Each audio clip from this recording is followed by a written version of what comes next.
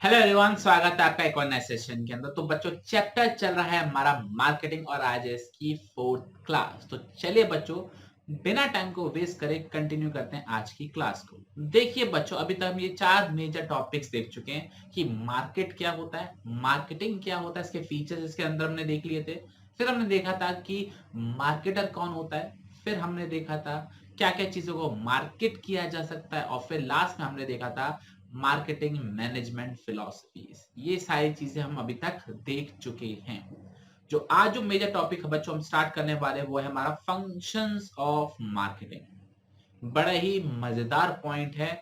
और ये समझ लो, अगर आपको कोई बिजनेस स्टार्ट करना है तो आपको ये सारी एक्टिविटी करनी पड़ेगी इसके अंदर। तो जितना जल्दी सीख सको उतना जल्दी आपके लिए बेहतर है। ठीक है, तो आज की क्लास को स्किप मत करना। पूरी बिजनेस स्टडीज को स्किप कर देना 12वीं के बाद, लेकिन इसको स्किप मत करना। ये आपके करियर के लिए सबसे इंपॉर्टेंट लेक्चर होने वाला है। तो चलिए बच्चों, स्टार्ट करते हैं आज के क्लास को। हम अपने टॉपिक की तरफ चलते हैं। टॉपिक आता है हमारा फंक्शंस ऑफ मार्केटिंग।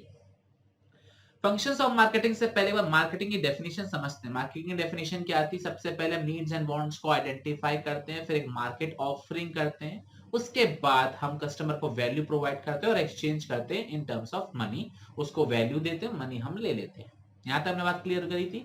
और हमने देखा था मार्केटिंग का मतलब क्या होता है कि इससे पोस्ट प्रोडक्शन एक्टिविटी नहीं होती है, प्रोडक्शन से काफी पहले हम काम करना स्टार्ट कर देते हैं इन टर्म्स ऑफ मार्केटिंग। तो यही चीज इसके अंदर हमको बताई गई है। इसके सिंपल ब्रैकेट में लिख लो, अगर मुझे बिजनेस स्टार्ट करना है तो मुझे क्या करना होगा। लिख लो ब्रैकेट में, अगर मुझे बिजनेस स्टार्ट करना है तो मुझे क्या क्या करना होगा, वो आज की क्लास में हम पढ़ने वाले हैं। ठीक है, तो सबसे पहला जो पॉइंट है वो क्या है? Gathering and analysing market information. पहला पॉइंट क्या है? Gathering and analysing market information. जब मैं बिजनेस स्टडीज के लेक्चर रिकॉर्ड कर रहा था उससे पहले मैंने आपके सीनियर से काफी सारा क्वेश्चंस पूछे थे कि बच्चों को किस तरीके के लेक्चर पसंद है। तो उन्होंने मुझे फीडबैक दिए कि सर वीडियो छोटी रखना। तो मैंने कोई भी वीडियो ना 20 मिनट या मैक्सिमम मैक्सिमम 2-4 वीडियो 30 मिनट की बनाई। फिर उन्होंने मुझे बताया कि सर टाइम लिमिट कम करना। तो मैंने पूरी एंटायर बिजनेस स्टडीज को 35 आवर्स से कम टाइम में रिकॉर्ड करवा दिया। जैसे कि आपको सिर्फ 1 घंटा रोज देखना है, आपकी 1 महीने के अंदर बिजनेस स्टडीज खत्म। ठीक है, फिर सारी चीजें बताई कि सर बाकी अदर टीचर्स जो हैं, जैसे आपके गौरव जैन सर हो गए, रजत अरोड़ा सर हो गए, सुनील पांडा सर हो गए, आपके कॉमर्स बाबा सर हो गए, ये सारे ऑलरेडी वेल एस्टेब्लिश्ड हैं, तो आपको इनसे कुछ अलग करना होगा। तो उन्होंने सारी चीजें मुझे बताई। तो मैंने क्या किया? सारी मार्केट इंफॉर्मेशन को गैदर किया, इकट्ठा किया, उसके बाद उसको एनालाइज किया। समझ में आया चीज? मैंने देखा कि मेरी क्या क्या स्ट्रेंथ है, मैंने देखा मेरी क्या क्या कमजोरियां हैं, फिर मैंने देखा क्या क्या मेरे पास मौके हैं, और फिर मैंने देखा क्या क्या मेरे पास खतरे हैं। ये सारी चीजें मैंने एनालाइज करनी स्टार्ट कर दी। वैसे ही आप भी क्या करोगे बिजनेस ऑर्गेनाइजेशन के अंदर, जब नया नया बिजनेस स्टार्ट करोगे सबसे पहले ये देखोगे कि लोगों को क्या चाहिए। ठीक है, वो तो आप देखोगे, ऑब्वियसली बात है। इसके बाद आप ये देखोगे आपके पास अपॉर्चुनिटी क्या है, ऐसी कौन सी चीजें जो हमारे कंपटीशन प्रोवाइड नहीं कर रहे वो आप प्रोवाइड कर सकते हो। आपके पास थ्रेट क्या है। चैप्टर नंबर 3 याद है? Business environment, identification of opportunities and taking first mover advantage, identification of threat as early warning signal. ये सारी चीजें इसके अंदर आपको करनी पड़ेंगी। क्लियर हो रहा है? ओके। आपको ये देखना होगा कि आपकी वीकनेसेस क्या है, आपकी स्ट्रेंथ क्या है, आपके पास अपॉर्चुनिटी क्या है, आपके पास थ्रेट क्या है। ये सारी चीजें आपको कैसे पता लगेंगी? जब आप मार्केट इंफॉर्मेशन को इकट्ठा करोगे और उसको एनालाइज करोगे। तो कोई भी बिजनेस स्टार्ट करने से पहले, कोई भी काम करने से पहले आप मार्केट का सर्वे करोगे, ये सारी चीजें करोगे। क्लियर हो गया? रीड करते हैं क्या लिखा हुआ है। This is necessary to identify the needs of the consumer and take various decision। बहुत सारे प्रोडक्ट और सर्विसेज रिलेटेड ये सारी डिसीजन आप करते हो। इसके अंदर आप क्या देखते हो? अपनी अपॉर्चुनिटीज देखते हो कि आपके पास क्या क्या मौके आने वाले हैं, आपके पास क्या क्या खतरे आने वाले हैं, थ्रेट भी देखते हो। क्लियर हो गया? इसके बाद अपनी स्ट्रेंथ पर फोकस देखते हो कि आप किस चीज में अच्छे हो। आप ये देखते हो आपकी वीकनेसेस क्या है। जैसे मेरी अपॉर्चुनिटी क्या है कि सारे अदर टीचर्स जो है वो पिछले सेशन को पढ़ा रहे हैं, मेरे पास अपॉर्चुनिटी मैं नए सेशन को पढ़ा रहा हूँ। मेरे पास थ्रेट क्या है? वो वेल स्टेब्लिश में वेल स्टेब्लिश नहीं। मेरी स्ट्रेंथ क्या है? मैं हार्ड वर्क कर सकता हूँ। मेरी वीकनेसेस क्या है कि मेरे पास अभी बच्चे नहीं है, तो मोटिवेशन लूज हो सकता है। तो ये पॉइंट है मेरा। क्लियर हो गया? क्लियर? ओके। एग्जाम्पल इन्होंने दे रखा है, फॉर एग्जाम्पल आप रीड कर लेना। फॉर एग्जाम्पल जैसे इन्होंने दे रखा है कि रीड ही कर लेते हैं, चलो। Rapid growth in several areas in Indian economy से in use of internet, cell phone, several other areas. तो आपको कौन से एरिया में एंटर करना चाहिए? देखो, क्योंकि इंटरनेट बूम कर रहा है, तो इंटरनेट के कौन से एरिया में आपको एंटर करना चाहिए, ठीक है? किस एरिया में आपको एक्सपेंड करना चाहिए, किस एरिया में आपको बिजनेस को बढ़ाना चाहिए। आपको केयरफुली स्कैन करना पड़ेगा अपनी स्ट्रेंथ, अपनी वीकनेसेस को, जिससे आप एक अच्छा डिसीजन ले पाओगे। क्लियर हो गया? ओके। सेकेंड पॉइंट जो बच्चों आता है वो हमारे सामने आता है मार्केटिंग प्लानिंग। आपने नीड्स एंड वांट्स को आइडेंटिफाई कर लिया, इसके बाद आपको प्लान्स बनाने हैं सो दैट आप अपने ऑब्जेक्टिव्स को अचीव कर पाओ। आपने नीड्स एंड वांट्स आइडेंटिफाई कर लिए, उसके बाद आप क्या करोगे? प्लान्स बनाओगे, जिससे आप अपने जो ऑब्जेक्टिव्स है उनको अचीव कर पाओगे। एग्जाम्पल क्या दे रखा है बच्चों? ध्यान रखना एक चीज जो इंपॉर्टेंट है हमारे लिए, वो क्या है? फॉर एग्जाम्पल, क्योंकि फॉर एग्जाम्पल आपको केस स्टडी के तौर पे मिलते हैं, फिर आपसे पूछते हैं बताओ कौन सा पॉइंट हाईलाइटेड है, कौन सा पॉइंट इसके अंदर बताया गया है। तो ध्यान रखना, ये फॉर एग्जाम्पल वर्ड्स बहुत इंपॉर्टेंट है हमारे लिए। तो यहाँ पे जो एग्जाम्पल दे रखा है, क्या दे रखा है? A market of colour TV having 10% of the current market share. एक कोई कंपनी है जिसके पास 10% मार्केट शेयर है, वो आगे चल के अपना 20% करना चाहता है, तो उसको कंप्लीट मार्केटिंग प्लान बनाना पड़ेगा कि क्या उसका प्रोडक्शन होना चाहिए, क्या वो कैसे प्रमोट करेगा चीजों को, ये सारी चीजें उसको एक एक चीज स्पेसिफाई करनी पड़ेगी, क्या क्या हम एक्शन लेने वाले हैं। तो plan should be your specific. Planning chapter पढ़ा है ना हमने, डिटेल में आपको प्लान बनाना पड़ेगा। ऑब्जेक्टिव, स्ट्रेटेजी, प्रोसीजर, आपके पॉलिसी हो गया, रूल्स हो गए, मेथड हो गए, ये सारी चीजें आपको करनी पड़ेंगी। तो पहले आप मार्केट की इंफॉर्मेशन को गैदर करो, उसको एनालाइज करो, उसके बाद अपने मार्केटिंग प्लान्स डेवलप करो। सारे डेवलप हो गए, उसके बाद आप क्या करोगे? प्रोडक्ट को डिजाइन करोगे और डेवलप करोगे। मतलब ये नीड्स एंड वांट्स आइडेंटिफाई हो गई, ठीक है? उसके बाद आपने प्लान भी बना लिया, उसके बाद आप क्या करने वाले हो? आप प्रोडक्ट डिजाइन के बारे में ध्यान दोगे और उसके डेवलपमेंट के बारे में ध्यान दोगे। डिजाइन का मतलब क्या है कि वो कैसा दिखेगा, और डेवलपमेंट का मतलब क्या, उसे बनाना स्टार्ट कर दोगे। तो क्या लिखा हुआ है? The design of the product contributes to making the product attractive to the target customer. A good design can improve the performance of the product and also give it as a comparative advantage. तो ध्यान रखना, design सिर्फ attraction के लिए काम नहीं आता है, डिजाइन से आप प्रोडक्ट को और भी ज्यादा कन्वीनियंट भी बना लेते हो। जैसे पुराने के जमाने में जो फोन आते थे, काफी बड़े बड़े फोन आते थे, काफी मोटे फोन आते थे, लेकिन अब क्या उसका डिजाइन को कम किया गया है, अच्छा किया गया है, जिससे उसका जो यूज है वो और ज्यादा बेहतर हो गया है। पहले जो टीवी आते थे, बहुत मोटे मोटे टीवी आते थे, लेकिन अब उसका डिजाइन बदल के पतला कर दिया और उसे दीवार पे चिपका दिया, तो उससे परफॉर्मेंस बहुत ज्यादा इंप्रूव हो जाती है। तो आपको प्रोडक्ट को डिजाइन भी अच्छे से करना है और डेवलप भी अच्छे से करना है। वही फॉर एग्जाम्पल क्या दे रखा है? फॉर एग्जाम्पल क्या है? जब भी हम कोई मोटर बाइक खरीदते हैं, कोई भी बाइक खरीदते हैं, लोग इसलिए खरीदते हैं क्योंकि उसका टायर है या उसका एवरेज अच्छा है, उसके लिए तो खरीदते ही हैं। लेकिन उसके संग और किस चीज के लिए खरीदते हैं? कि क्या से दिखती है। लोग स्पोर्ट्स बाइक क्यों खरीदते हैं? क्योंकि वो तेज भागती है या फिर वो दिखती अच्छी है। दोनों, तेज भागती है प्लस दिखती भी अच्छी है, अट्रैक्शन भी है उस तरफ। तो दोनों चीजों के लिए वो बाइक खरीदते हो। तो डिजाइन और उसको अच्छे से डेवलप आपको करना चाहिए। 3 पॉइंट क्लियर हो गए। सबसे पहले मार्केट इंफॉर्मेशन को गैदर करो, उसको एनालाइज करो, उसके बाद अपने प्लान्स डेवलप करो, उसके बाद आप प्रोडक्ट को डिजाइन करो, डेवलप करो। ओके। इसके बाद बच्चों पॉइंट आता है हमारा स्टैंडर्डाइजेशन एंड ग्रेडिंग। ये इंपॉर्टेंट टॉपिक है, स्टैंडर्डाइजेशन एंड ग्रेडिंग। स्टैंडर्डाइजेशन हम पहले भी एक बार पढ़ चुके हैं। कहां पढ़ा था हमने? चैप्टर नंबर 2 में, प्रिंसिपल्स ऑफ मैनेजमेंट में एक टेक्निक पढ़ी थी, स्टैंडर्डाइजेशन एंड सिंप्लीफिकेशन। याद आ रहा हो तो हाँ, तो वही चीज यहाँ पर हम पढ़ने वाले हैं स्टैंडर्डाइजेशन के बारे में। तो स्टैंडर्डाइजेशन का एक सिंपल सा मीनिंग है, आपको गुड्स ऐसे प्रोड्यूस करने हैं जो पहले से आपको पता है कि क्या उसकी स्पेसिफिकेशन होने वाली है, जिससे उस प्रोडक्ट को बनाने में एक यूनिफॉर्मिटी रहे, कंसिस्टेंसी मेंटेन रहे, आपको किसी भी तरीके की दिक्कत ना हो। जैसे एग्जांपल लेते हैं फोन का, तो फोन का एक वेरिएंट आता है 4GB 64GB, तो जो सारे प्रोडक्ट होंगे वो उसी वेरिएंट के ही बनेंगे। समझ में आ रहा है आपको? तो आपको फोनों में फिर कंफ्यूजन नहीं होगा कि किस फोन के क्या फीचर है, आपको बनाने में बहुत ज्यादा सिंपल हो जाएगा। ध्यान रखना, यहाँ पर हम प्रोड्यूसर के एंगल से सोच रहे हैं, कस्टमर के एंगल से नहीं सोच रहे हैं। तो क्या लिखा हुआ है, producing goods of pre determined standard. आपने पहले से स्टैंडर्ड को डिसाइड कर लिया कि इस हिसाब से हम अपने प्रोडक्ट को बनाएंगे, जैसे यूनिफॉर्मिटी रहेगी, सारे प्रोडक्ट एक जैसे रहेंगे और कंसिस्टेंसी रहेगी आउटपुट में, सारे प्रोडक्ट एक जैसे ही बनेंगे।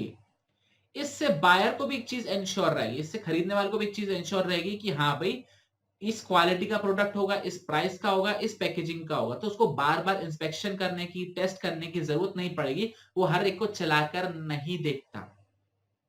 जैसे आपने कभी, अगर आप कभी शूज खरीदने गए हो किसी लोकल शॉप में, तो वो पहले एक जूता आपको पहना के दिखता है जिससे आपका साइज पता लग जाता है, उसके बाद आपको सिर्फ वो जूते दिखाता है, आप पसंद करते हो, उसके बाद आप टेस्टिंग करते हो। क्यों करते हो? जिससे वो क्लियर हो जाता है उसे कि हाँ भाई ये साइज है, जिससे वो बाद में फिर बार बार डिस्टर्बेंस नहीं होती है। तो स्टैंडर्डाइजेशन का मतलब क्या, पहले से हमने स्टैंडर्ड सेट कर लिए कि इसी तरीके के प्रोडक्ट बनाएंगे, जिससे आपको बाद में कंफ्यूजन नहीं होगा। सेकेंड जो बच्चों पॉइंट आता है वो आता है ग्रेडिंग। ग्रेडिंग क्यों इंपॉर्टेंट है? ग्रेडिंग इसलिए करा जाता है क्योंकि कभी कभी हमें प्रोडक्ट्स को अलग अलग डिफरेंट ग्रुप्स में क्लासिफाई करना पड़ता है उनकी कैरेक्टरिस्टिक्स के हिसाब से। कभी आप सब्जी लेने गए हो, कभी आप फ्रूट्स लेने गए हो, आप पूछो किसी से आलू कैसा दिया, तो बोलता है ये वाले 30 रुपए की, ये वाले 40 रुपए की, जबकि एक जैसे दिखते हैं। वो क्यों करता है? वो क्वालिटी के हिसाब से कर देता है, बड़े वाले 40 रुपए बेचता है, छोटे वाले 30 रुपए बेचता है। वो क्या कर रहा है, जो प्रोडक्ट आप एक जैसे नहीं बना सकते हो तो उसको अलग अलग ग्रेड में, अलग अलग कैटेगरी में क्लासिफाई करना होता है। जो अच्छी ग्रेडिंग का होता है उसके ज्यादा प्राइस मिलते हैं, और जो बुरी ग्रेडिंग का होता है उसे कम प्राइस मिलते हैं। इस चीज को आप ग्रेडिंग बोल सकते हो। क्या लिखा हुआ है, grading is particularly necessary for products which are not produced according to the predetermined specification such as in case of agriculture products। ये जो मैंने हाईलाइट किया है ना, ये एग्जाम में आ सकता है। ग्रेडिंग कहां जरूरी होता है? ऐसे प्रोडक्ट्स में जो प्री डिटरमाइंड स्टैंडर्ड से नहीं बनाए जा सकते, जैसे कि आपके व्हीट हो गया, ऑरेंजेस हो गया, फ्रूट्स हो गए, बहुत सारी चीजें। Grading ensure that good quality belongs to a particular quality and realizing higher prices for the high quality output। तो वही वाली बात जो मैंने आपसे बोली, जो बड़ा आलू है वो 40 रुपए का बिकेगा, जो छोटा आलू है, बेकार आलू, वो 30 रुपए का बिकेगा। तो इस तरीके से आप ग्रेडिंग भी कर सकते हो। स्टैंडर्डाइजेशन का मतलब क्या हो गया, प्री डिटरमाइंड स्टैंडर्ड से प्रोडक्ट बनेंगे, जिससे कस्टमर को भी ये चीज रहेगा कि हाँ ये सारे प्रोडक्ट एक ही कैटेगरी के हैं, एक ही तरीके से यूज होते हैं, तो उसको बार बार टेस्ट नहीं करना पड़ेगा। और ग्रेडिंग हम कौन से प्रोडक्ट के लिए करते हैं? जो प्री डिटरमाइंड स्टैंडर्ड से नहीं बनाए जा सकते। एग्जाम्पल है आपके एग्रीकल्चर फूड के बारे में। क्लियर हो गया? ओके, तो ये चारों पॉइंट क्लियर हो गए। पहला मार्केट इंफॉर्मेशन को गैदर करो, उसको एनालाइज करो, मार्केट प्लान्स बनाओ, उसके बाद डिजाइन एंड डेवलपमेंट करो, उसके बाद स्टैंडर्डाइजेशन एंड ग्रेडिंग करो। आगे बढ़ते हैं। 4 स्टेप हो गए। 5वां स्टेप है हमारा पैकेजिंग एंड लेबलिंग। 2 पॉइंट है, पैकेजिंग एंड लेबलिंग। और बच्चों इन पैकेजिंग को, लेबलिंग को हम बहुत डिटेल में पढ़ने वाले इस चैप्टर में, काफी डिटेल में पढ़ने वाले हैं। अच्छा खासा एक टॉपिक है। तो ब्रांड पैकेजिंग और लेबलिंग। पैकेजिंग का मतलब क्या होता है कि आप वो पैकेट कैसा बना रहे हैं जिसमें वो प्रोडक्ट जाएगा। जैसे मैं अगर बात करूं, ये बॉक्स है हमारे सामने, तो ये क्या एक पैकेज है। तो किस तरीके से आप इसका कंटेनर बना रहे हो, किस तरीके आप कार्डबोर्ड बना रहे हो, वो क्या है, हमारा पैकेज है। मोबाइल फोन का बॉक्स आता है, कोई आप कोई चीज लेने जाते हो पॉलिथीन के अंदर आती, तो वो क्या उसका पैकेज है। तो क्या लिखा हुआ है, package refers to the designing and developing the package for the product. और लेबलिंग का मतलब क्या है? लेबलिंग का मतलब सिंपल सी चीज है, इसके ऊपर जो ड्राइंग बनी हुई है ना, ये ऊपर पीछे कहानी लिखी हुई है, ये ड्राइंग लिखी हुई है, इस चीज को क्या बोला जाता है? लेबलिंग बोला जाता है। तो क्या लिखा हुआ है, labelling refers to the designing and developing the label. Label का मतलब जो text to put on the package. वो सिंपल टैग भी हो सकता है, कॉम्प्लेक्स ग्राफिक भी हो सकता है। जैसे अगर मैं बात करूं, यहाँ पे एक टैबलेट पेन टैब सा बना हुआ है जिसके ऊपर हम लिखते हैं, यहाँ पे पूरा टेक्स्ट लिखा हुआ है, इस साइड में फोटो वगैरह बनी हुई, तो ये क्या एक लेबल है। लेबल को हम सिंपल सा ग्राफिक भी बना सकते हैं, कॉम्प्लेक्स फोटो भी डाल सकते हैं, और कुछ लिख भी सकते हैं। तो ये भी हमको डिजाइन करना पड़ता है, ये भी हमको डेवलप करना पड़ता है। और ये इतना इंपॉर्टेंट है क्योंकि कभी कभार कस्टमर जो होता है वो पैकेट देख के प्रोडक्ट खरीद रहा है और ये अच्छा लग रहा है, इसको हम ले लेते हैं। समझ में आ रहा है point? Okay. Packaging is not only for important for protection but also serve as a promotion tools. सिर्फ प्रोटेक्शन के लिए तो होता ही होता है पैकेज, लेकिन प्रमोशन के लिए भी होता है, क्योंकि लोग देख के लेते हैं अच्छा ये अच्छा लग रहा है। लेकिन sometimes the quality of the product is assessed by the buyer from its packaging. अच्छे से पैकेज होता है, स्ट्रॉन्ग पैकेजिंग होती है, तो लगता है कि हाँ कुछ अच्छा प्रोडक्ट होगा इसके अंदर, आता है कभी कभी। क्लियर हो गया पैकेजिंग और लेबलिंग। तो 5 स्टेप हो गए हमारे अभी तक। फिर से रिवाइज कराऊं। मार्केट इंफॉर्मेशन को गैदर करो, एनालाइज करो, मार्केटिंग प्लान्स बनाओ, प्रोडक्ट डिजाइन एंड डेवलपमेंट करो। इसके बाद आप क्या करने वाले हो, स्टैंडर्डाइजेशन ग्रेडिंग करने वाले हो, फिर पैकेजिंग लेबलिंग पे ध्यान दोगे। उसके बाद आता है ब्रांडिंग। ब्रांडिंग का मतलब क्या होता है? ब्रांडिंग का मतलब ये होता है कि जैसे फॉर एग्जांपल ये पेन है, तो मैं इसको पेन करके बेचूं या इसको मैं रेनॉल्ड्स पेन कह के बेचूं? बताओ। इसको मैं पेन कह के बेचूं कि मुझसे पेन खरीद लो, या फिर मैं बोलूं रेनॉल्ड्स का पेन खरीद लो? बताओ। कंपनी का नाम से बेचना है, कोई ब्रांड नेम से बेचना है, या फिर उसकी कैटेगरी से बेचना है? मैं कार बेचना पसंद करूंगा या फिर मैं BMW बेचना पसंद करूंगा? बताओ बताओ कैसे बेचना पसंद करोगे? वही चीज इसके अंदर लिखा हुआ है। A very important decision area for marketing is to whether the sell the product in its generic name.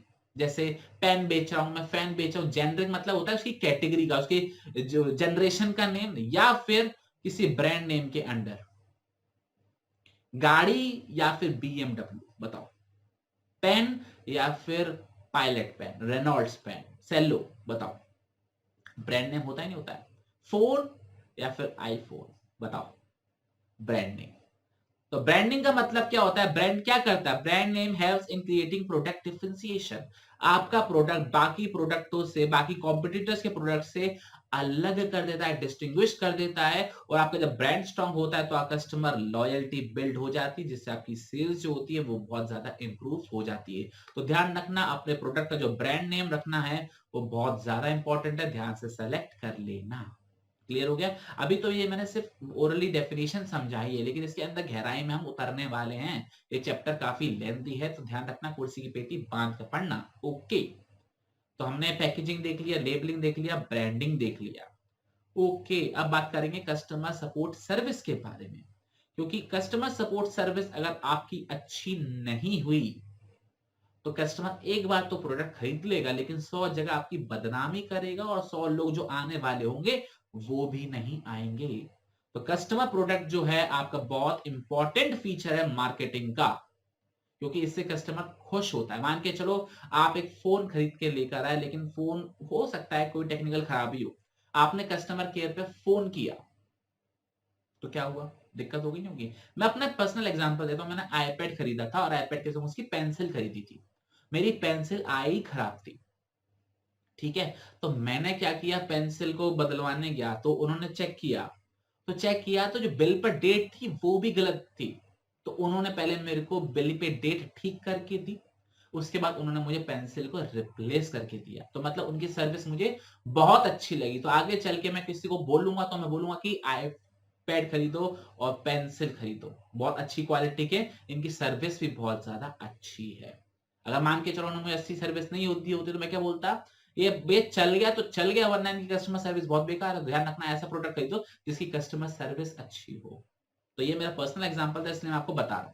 तो क्या लिखा हुआ है, जैसे आफ्टर सेल सर्विसेज हो गया, कस्टमर की कंप्लेंट्स को हैंडल करना हो गया, उधार वगैरह के होता है कि नहीं, कुछ लोग उधार पर सामान खरीदते हैं तो उनकी क्रेडिट सर्विसेज कैसे करना है, मेंटेनेंस सर्विसेज, जैसा एसी वगैरह लेते हो, कोई मशीन वगैरह लेते हो, कंप्यूटर वगैरह लेते हो, उसकी मेंटेनेंस वगैरह होती है, टेक्निकल सर्विस हो गई, कस्टमर को इन्फॉर्मेशन देना होता है। ये सारी चीजें आप किसके अंदर देखते हो? कस्टमर सपोर्ट सर्विस के अंदर देखते हो। ये सर्विसेज का एम होता है क्या, कि कस्टमर को मैक्सिमम सेटिस्फेक्शन पहुंचे, और जब मैक्सिमम सेटिस्फेक्शन पहुंचता है तो ऑब्वियस सी बात है रिपीट सेल होती है। वो आगे कस्टमर्स को बताता है, आगे लोगों को बताता है कि यहाँ से प्रोडक्ट खरीदना, कभी खरीदना हो तो, और आपकी जो ब्रांड लॉयल्टी है वो मेंटेन रहती है। क्लियर हो गया ये सातों पॉइंट अच्छे से? ओके। फिर आता है बच्चों हमारा 8वां पॉइंट, वो है प्राइसिंग ऑफ द प्रोडक्ट। ध्यान रखना, ये तो सबसे इंपॉर्टेंट चीज है। प्राइस का मतलब क्या होता है, पहले तो ये बताओ। प्राइस का मतलब होता है वो अमाउंट जो कस्टमर पे करेगा अगर उसे गुड सर्विस या कुछ भी लेना है तो, ठीक है। प्राइस इतना इंपॉर्टेंट फैक्टर क्यों होता है? क्योंकि प्राइस ही आपको प्रॉफिट कमा कर देगा। अगर आपने लो प्राइस चार्ज कर लिया तो आपको नुकसान हो सकता है, हाई प्राइस चार्ज कर लिया तो कस्टमर लौट कर जा सकता है। तो आपको प्राइस कैसे डिसाइड करनी है, वो बहुत सारे फैक्टर्स को ध्यान में रखते हुए आपको प्राइस डिसाइड करनी होती है। चिंता मत करो, वो भी आपको पढ़ाया जाएगा इस चैप्टर के में कि प्राइस कैसे डिसाइड करें हम किसी भी प्रोडक्ट की। ठीक है, और जैसा कि हमने क्लास 11 में पढ़ा है, जो बच्चे दूसरे बोर्ड के वो क्लास 12 में पढ़ रहे हैं, डिमांड और प्राइस। प्राइस ज्यादा डिमांड कम, प्राइस कम डिमांड ज्यादा, तो ये चीज को भी ध्यान में रखना पड़ता है। तो प्राइस बहुत ज्यादा इंपॉर्टेंट फैक्टर हो जाता है। लिखा ना, lower the price higher the demand और वाइसा वर्सा। ठीक है, आगे देखा है, मार्केटर को बहुत सारे फैक्टर्स को ध्यान में रखना पड़ता है, उसके बाद डिसीजन लेना पड़ता है कि वो कैसे प्रोडक्ट की प्राइस डिसाइड करेगा। ठीक है, कैसे उसको प्राइस चेंज करनी है, कैसे उसे डिटरमाइन करने हैं, कब प्राइस ज्यादा रखनी, कब प्राइस कम रखनी, ये सारी चीजें वो ध्यान में रखेगा। डिटेल में पढ़ने वाले बच्चों, बहुत डिटेल में पढ़ने वाले हैं।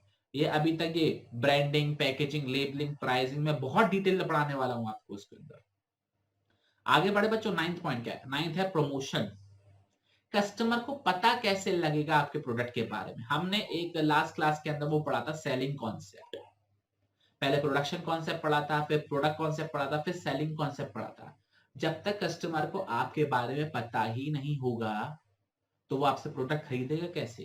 तो वही लिखा हुआ है, प्रमोशन के अंदर हम क्या करते हैं, गुड्स एंड सर्विसेज को बताते हैं लोगों को कि देखो ये है कस्टमर हमारा फर्म का प्रोडक्ट, इसके अंदर ये फीचर्स है, और फिर उनको कन्विंस करते हैं, उनको परसुएट करते हैं कि आप इसको खरीदिए। होता है नहीं, कभी कभी सेल्समैन आते घर पे, अरे सर 2 मिनट है, देखो हमारा प्रोडक्ट है, हम यहाँ से आए हैं, आपको डिस्काउंट पर दे रहे हैं। तो वो क्या कर रहे हैं, वो कंपनी के जो प्रोडक्ट्स हैं वो आपको इन्फॉर्म कर रहे हैं, उसके फीचर्स समझा रहे हैं, उसके बाद वो आपको कन्विंस कर रहे हैं कि आप उसको प्रोडक्ट को खरीदो। तो प्रमोशन करने के बहुत सारे तरीके हो सकते हैं। प्रमोशन के 4 तरीके मेनली हमको पढ़ने हैं। पहला है हमारा एडवर्टाइजिंग, मतलब जिसमें टीवी पे, इंटरनेट पे हम एडवर्टाइजमेंट देखते हैं। पर्सनल सेलिंग मतलब 1 to 1 कराना।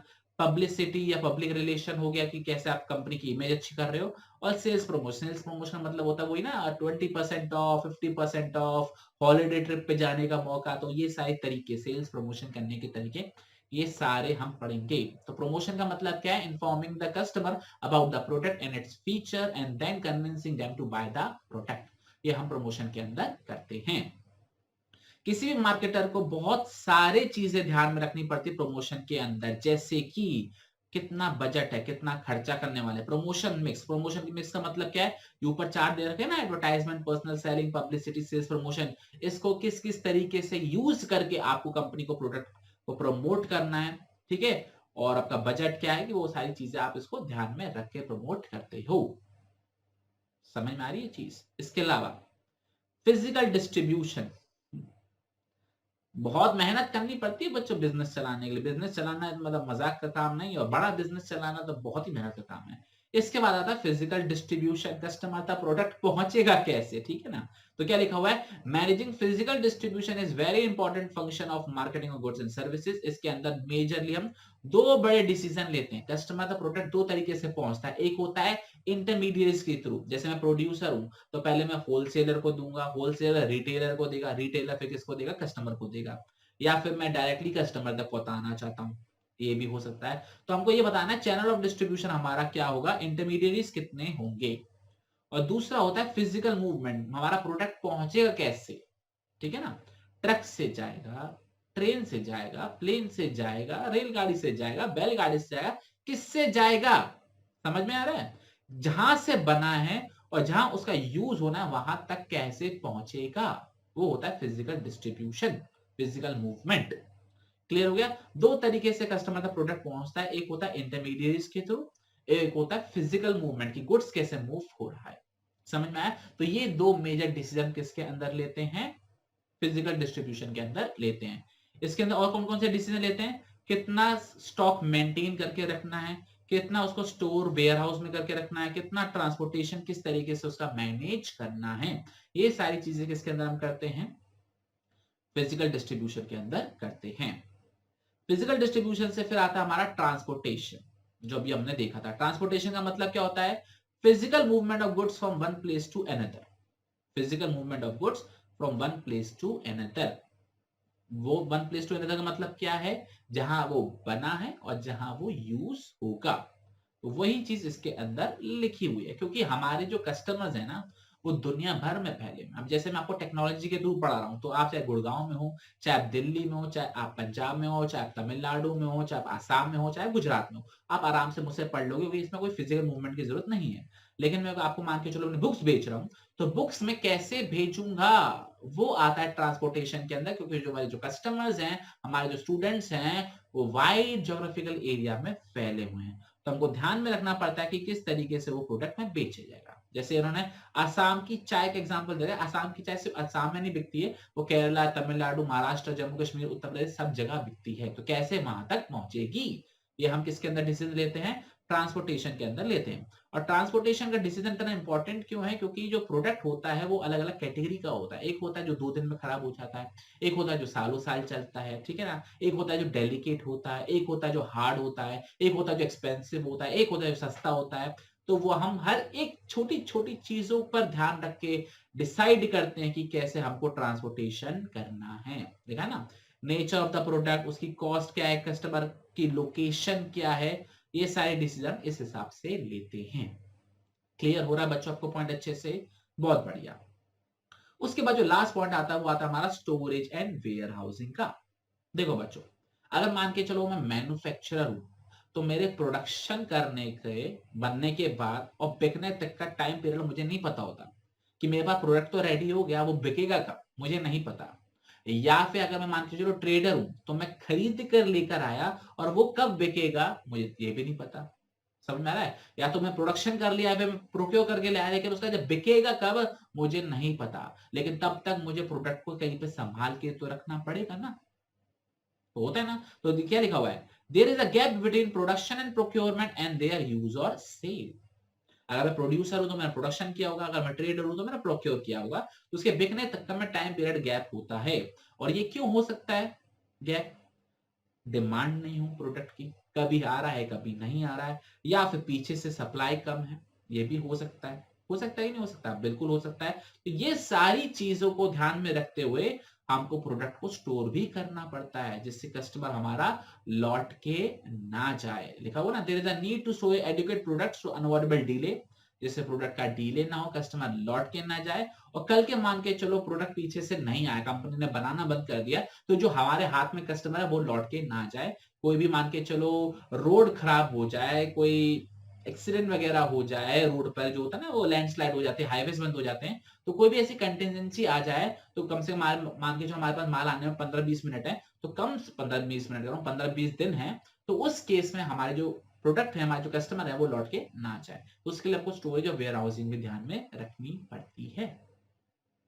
समझ में आया? तो ये 12 पॉइंट्स हमको कंसिडर करने पड़ते हैं जब हम कोई बिजनेस करते हैं। पहला पॉइंट क्या था हमारा बच्चों, सबसे पहले मार्केट की इंफॉर्मेशन को एनालाइज करो, गैदर करो, फिर तब मार्केटिंग प्लान्स डेवलप करो। उसके बाद हमारा पॉइंट क्या था बताओ, चलो प्रोडक्ट को डिजाइन करो, डेवलप करो, फिर स्टैंडर्डाइजेशन करो, ग्रेडिंग करो, फिर पैकेजिंग लेबलिंग पे ध्यान दो, फिर ब्रांडिंग पे ध्यान दो, कस्टमर सपोर्ट सर्विस कैसी होनी चाहिए, प्राइसिंग वगैरह कैसी होनी चाहिए, ये देखा था कि नहीं देखा था? इसके अलावा हमने और क्या देखा था, प्रमोशन कैसे करना है, फिजिकल डिस्ट्रीब्यूशन कैसे होना है, ट्रांसपोर्टेशन कैसे होना है, और स्टोरेज वेयर हाउसिंग कैसे करनी है। ये सारी चीजें हमको ध्यान में रखनी पड़ती हैं। समझ में आ रहा है पॉइंट? तो बच्चों ये था हमारा topic, functions of marketing. I hope बच्चों आपको अच्छे से क्लियर हो गया होगा। तो चलिए बच्चों, आज की क्लास को करते हैं यहीं पे समाप्त। आपसे मुलाकात करेंगे नेक्स्ट क्लास के अंदर, जिसके अंदर हम चालू करेंगे मार्केटिंग मैक्स। तो चलिए बच्चों, तब तक अपना बहुत ख्याल रखना, पढ़ते रहना और रिवाइज करके आना। जय हिंद, जय भारत, बाय बाय।